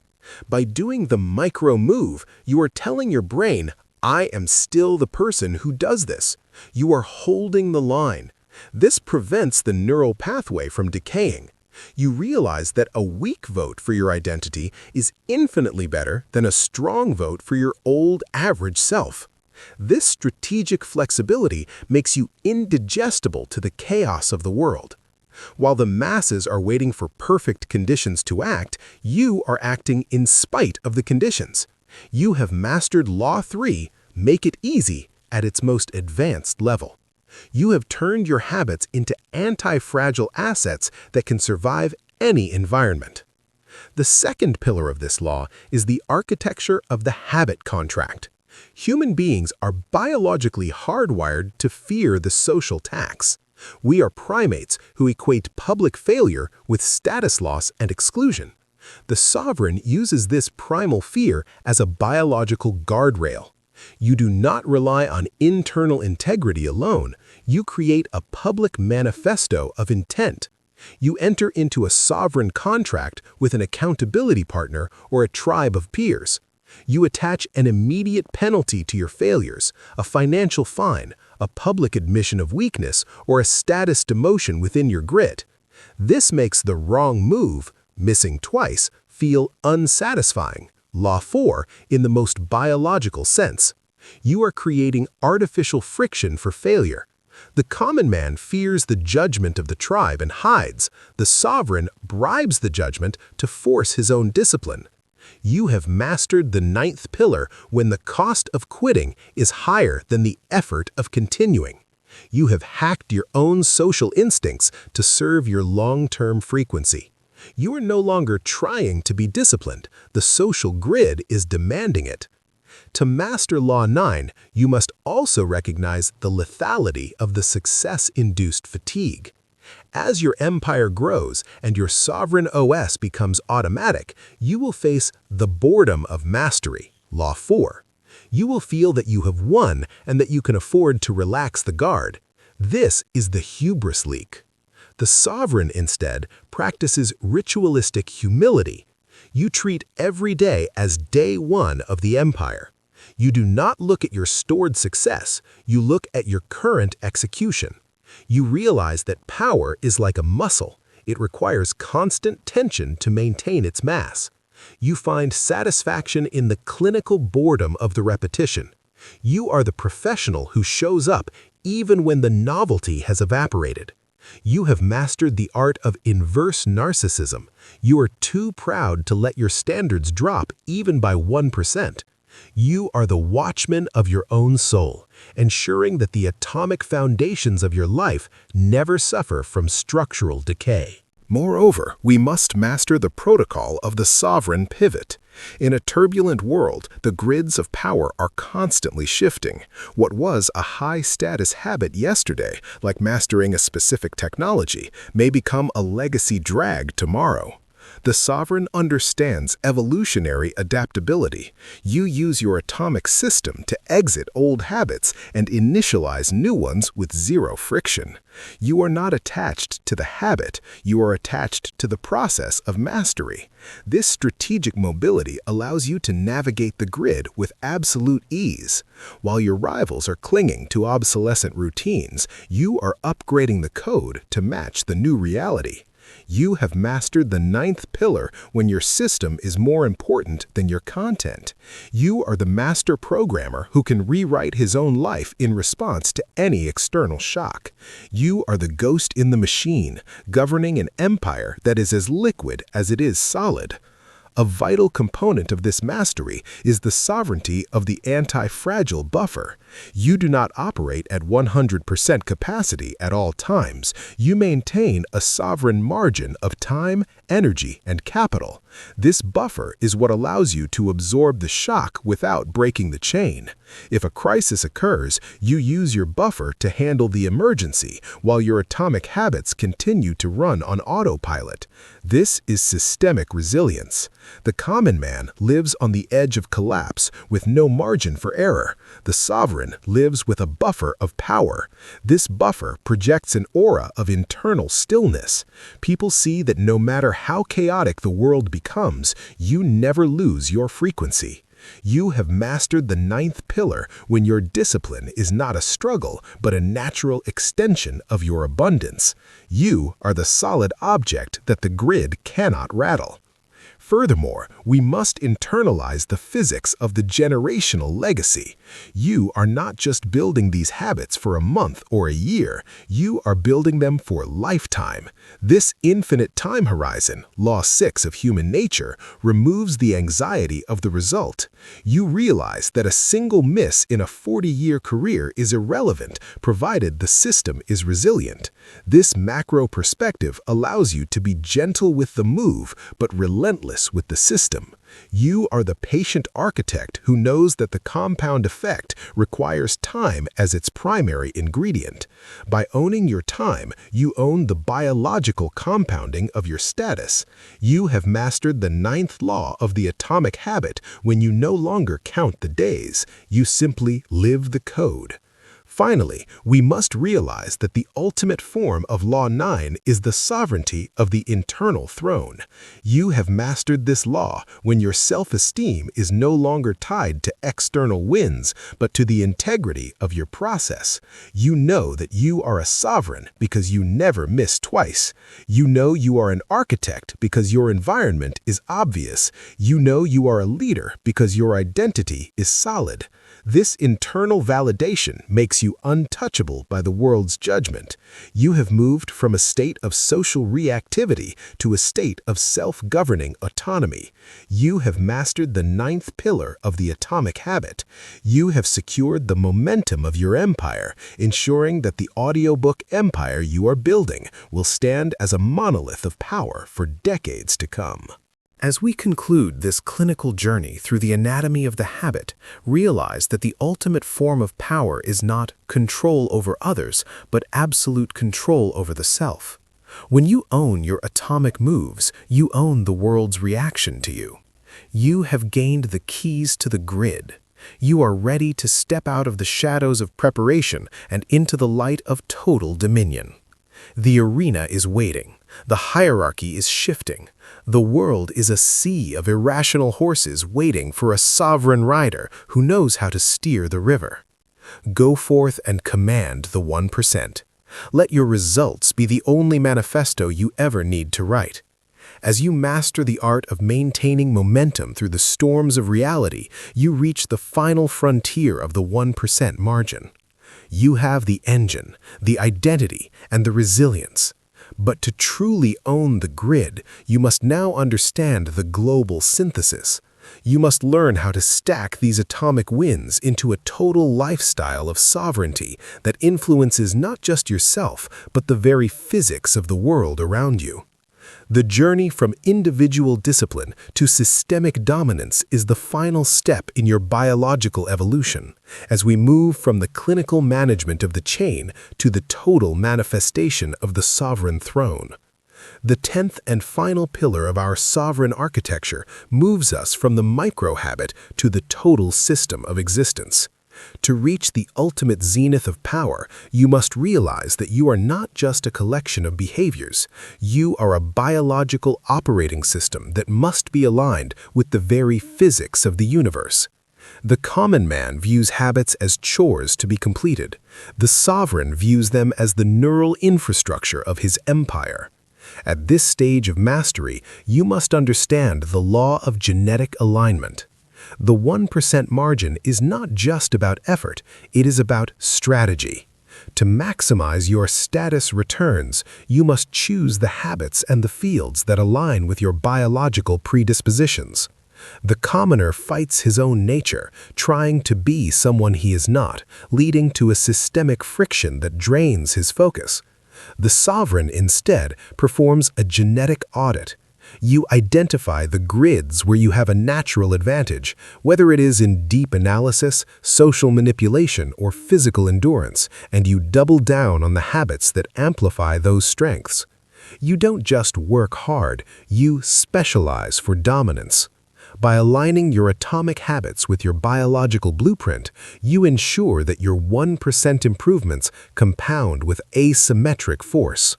You are no longer competing with the world. You are defining the game that only you can win. You have moved from a state of generalist mediocrity to a state of specialized sovereignty. The first pillar of this systemic integration is the protocol of the sovereign environment strategy. Most people fail because they are environmental victims, allowing the noise of the grid to dictate their focus. The sovereign instead practices total context control. You realize that your environment is not just your physical room. It is your digital interface, your social circle, and your information stream. You curate every cue, Law 1, to ensure that it serves your identity frequency. You create a sacred loop where your habits nourish your environment, and your environment nourishes your habits. This is recursive power. When your world is so perfectly engineered that the right move is the only move possible, you have achieved systemic autonomy. You have moved beyond discipline and into physics. Your success is no longer a goal you're chasing. It is a mathematical certainty of the environment you have built. You are the ghost king who governs through the architecture of reality. While the masses are struggling with willpower, you are reclining on the throne of your own systems, watching your empire grow through the unstoppable momentum of the 1% rule. Furthermore, we must address the sovereignty of the high-status social osmosis. Your habits are not just internal, they are signals that you broadcast to the social hierarchy. The common man is infected by the low-status habits of the masses, procrastination, gossip, and a need for immediate validation. The sovereign, instead, understands frequency gravity. You realize that as your atomic system improves, your gravitational pull increases. You begin to attract other sovereign entities. You curate a human grid where everyone is operating on the same 1% frequency. This creates a collective momentum. When your social circle consists of people who normalize excellence, being average becomes biologically painful. You use the primal need for status, Law 2 of human nature, to power your own ascent. You have mastered the second law of behavior change, make it attractive, when your elite tribe becomes the mirror that reflects your best self. You have moved from a state of social isolation to a state of network dominance. You are no longer a lone wolf. You are the center of a power grid. The second pillar of this law is the mastery of the habit entropy control. Even the most perfect system is subject to decay. The sovereign understands the second law of biological thermodynamics. Without constant energy and audit, excellence reverts to mediocrity. The commoner reaches the peak and stops, allowing his habits to become brittle and stagnant. The sovereign, instead, practices continuous recalibration. You perform a monthly systemic audit. You look for the status leaks in your routine. You ask, is this habit still serving the throne? Has the friction increased? Is the reward still satisfying? You are the chief engineer of your own soul. You are willing to amputate a habit that was useful yesterday but is a legacy drag today. This strategic fluidity is what allows you to survive the shifting cycles of power. You have mastered the art of self-correction without emotional drama. You treat your life as a work in progress, an eternal beta version that is constantly being upgraded for the next dimension of power. To master Law 10, you must also recognize the lethality of the identity cage. As we discussed in Part 6, identity is the anchor, but it can also become a prison. The common man becomes so attached to his successful identity that he stops growing. He fears that any change will lower his status. This is ego petrification. The sovereign, instead, practices expansive sovereignty. You realize that your identity must evolve with your empire. You are not fixed in one state of being. You use your atomic habits to bridge the gap to your future self. You are always casting votes for the version of you that doesn't exist yet. This proactive transformation makes you untouchable by the gravity of the past. You have mastered the art of inverse nostalgia. You are more obsessed with who you are becoming than who you were. You are the author of your own biography, and you are constantly writing new chapters of dominance. Moreover, we must master the protocol of the sovereign synthesis. You have reached the summit when your habits are no longer separate actions, but are interconnected threads of a single manifesto of existence. Your physical recovery feeds your mental clarity. Your mental clarity feeds your strategic moves. Your strategic moves feed your financial sovereignty. This is total integration. Your life has become a closed-loop system of power. You no longer switch between work life and personal life. You are always the sovereign. Every breath, every meal, every conversation, and every hour of deep work is a part of the same grand architecture. This singularity of intent is what makes you invincible. While the masses are fragmented and conflicted, you are a unified object of power. You have moved from the micro-engineering of behavior to the total alchemy of being. You have mastered the 10th pillar of the atomic habit. A vital component of this mastery is the sovereignty of the silent victory. The common man wants to talk about his habits. He wants the dopamine siphon of public praise before the work is even finished. This is a status leak. The sovereign, instead, practices acoustic discipline. You build your empire in the shadows. You let your results be the only signal you broadcast. You realize that privacy is a high-status asset. By not revealing your system, you maintain a sense of unpredictable depth. People see your success, but they cannot see the atomic machinery that powers it. This makes you indigestible to their envy. Law 10 of human nature. You are the silent engine that governs the grid without ever making a noise. You have mastered the 4th law, make it satisfying, when the internal knowledge of your discipline is a greater reward than the external applause of the masses.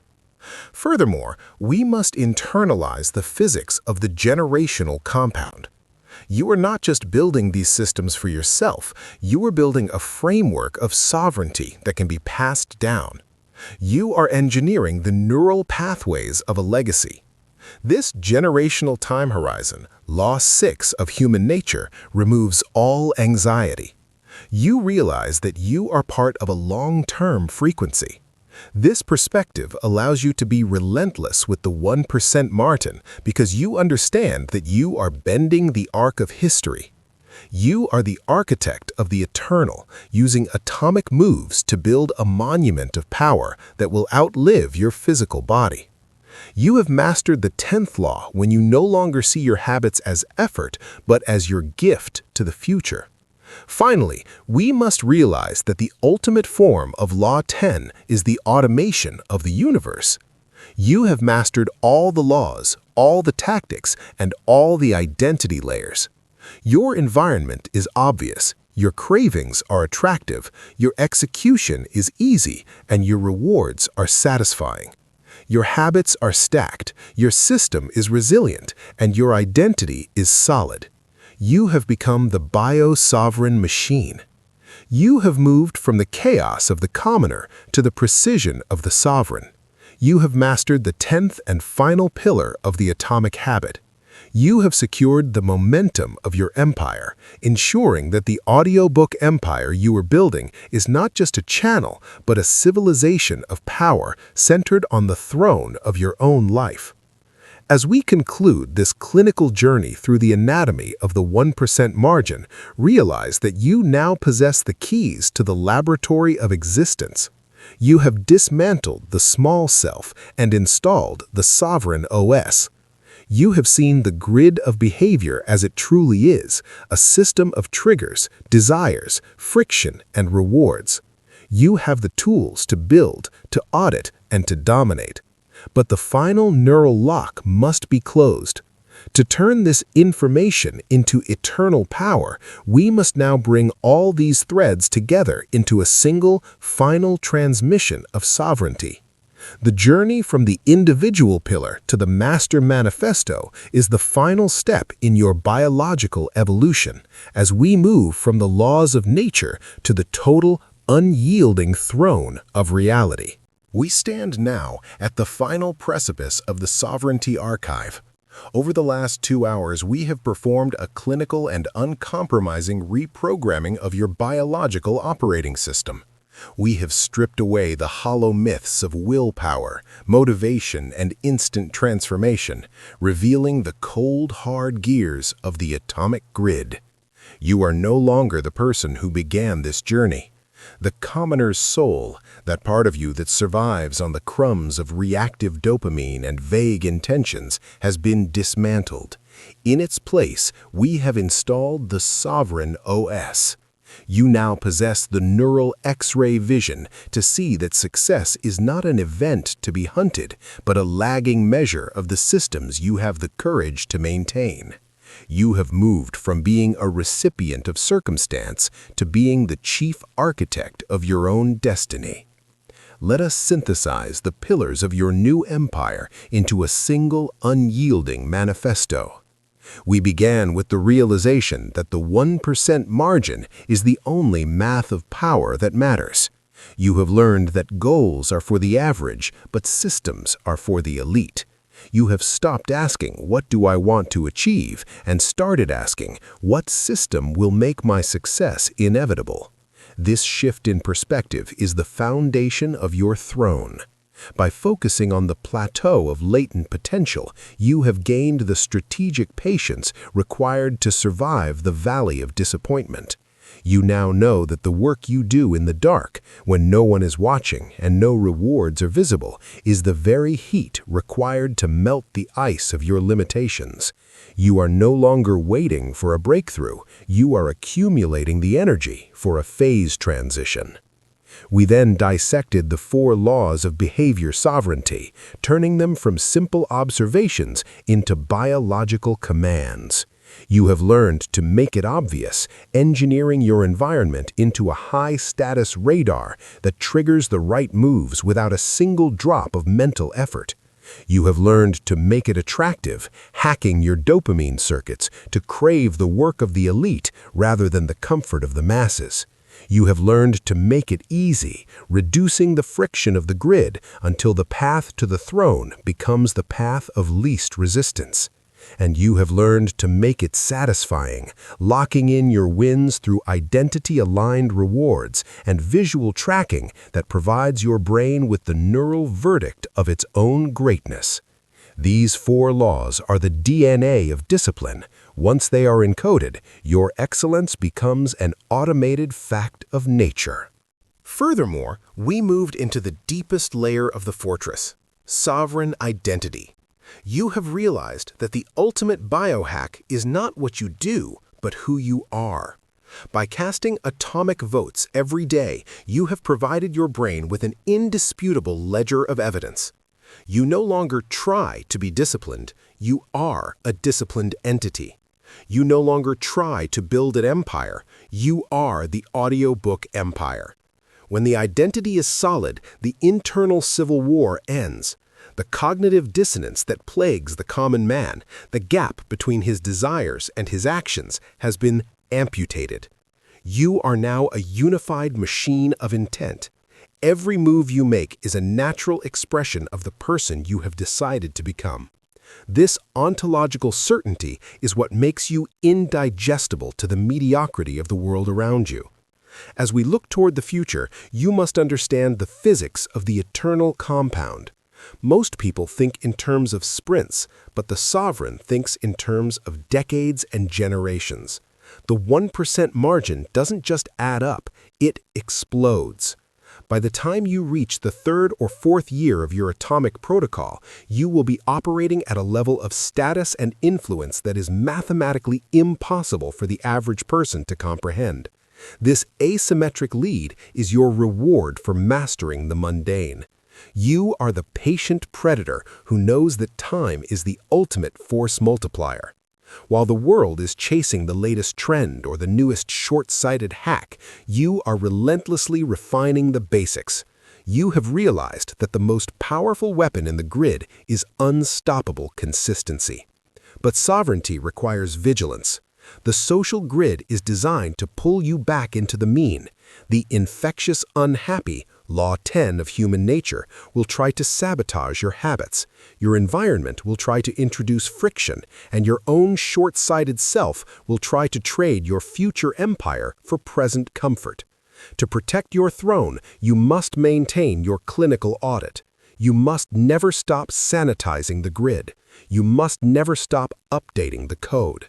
You must treat your success not as a destination where you can relax, but as a new baseline that requires higher status systems. The moment you stop optimizing is the moment the entropy of the average begins its work.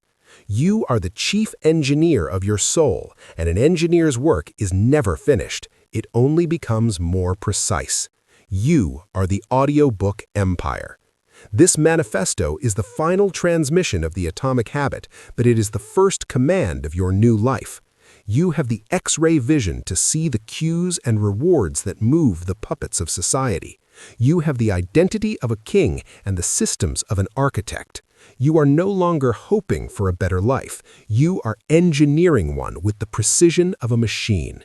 The world is full of liquid people who drift wherever the current of instinct takes them. You, however, are a solid object. You are the one who stays still while the world panics. You are the one who works while the world watches. You are the one who wins, because you have made losing biologically impossible. The transition is complete. The sovereign OS is running. The 1% margin is compounding in your favor. Your environment is obvious, your craving is attractive, your motion is easy, and your reward is satisfying. Your identity is an unshakable fortress. You have moved from the chaos of the commoner to the precision of the sovereign. You have mastered the atomic habits. You have secured the momentum of your life. The audiobook empire you are building is no longer a dream, it is a manifestation of your code. As we close this clinical journey through the anatomy of the habit, realize that the ultimate form of power is not control over others, but absolute control over the self. When you own your atomic moves, you own the world's reaction to you. You have gained the keys to the grid. You are ready to step out of the shadows of preparation and into the light of total dominion. The arena is waiting. The hierarchy is shifting. The world is a sea of irrational horses waiting for a sovereign rider who knows how to steer the river. Go forth and command the 1%. Let your results be the only manifesto you ever need to write.